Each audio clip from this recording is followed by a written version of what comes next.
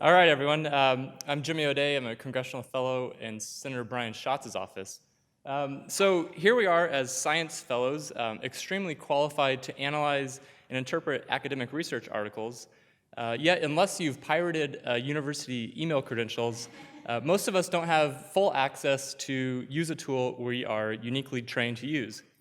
Over the course of the year, 59 articles were requested on the SC Fellows listserv, including one by someone requesting their own first author publication. Requests were for important stuff like babies, climate change, and innovation. So let's be clear, why are these articles being requested? Because no one in their right mind wants to pay $35.95 for an article that may or may not have the information they need.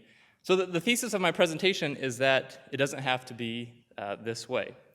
The good news is that the NIH, Congress, and President Bush took a major step in 2008 by requiring NIH-funded articles to be publicly available within 12 months of their publication. The PubMed repository has been wildly successful with tons of unique visitors and uploads, and it's dirt cheap. For the price of an article one of us would normally pay, the entire world can access this research.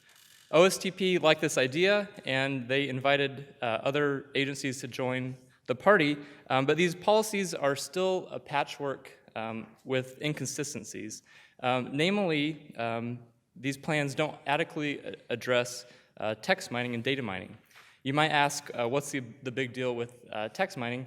Text mining is what's given us the conclusion that 97% of climate scientists think that climate change is human-caused.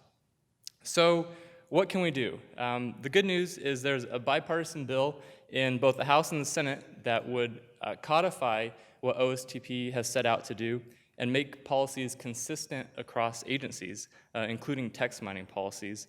This bill is actually very pro-publishers. It allows a one-year embargo period like the NIH policy, which hasn't put any publishers out of business.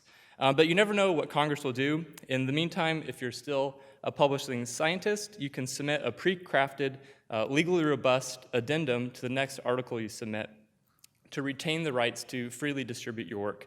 I just did this with a paper I had accepted, and it went through without a hitch.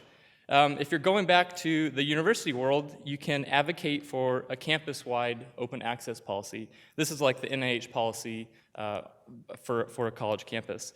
Since 2009, 36 universities have enacted policies like this, including major players like the entire UC system, all 10 colleges.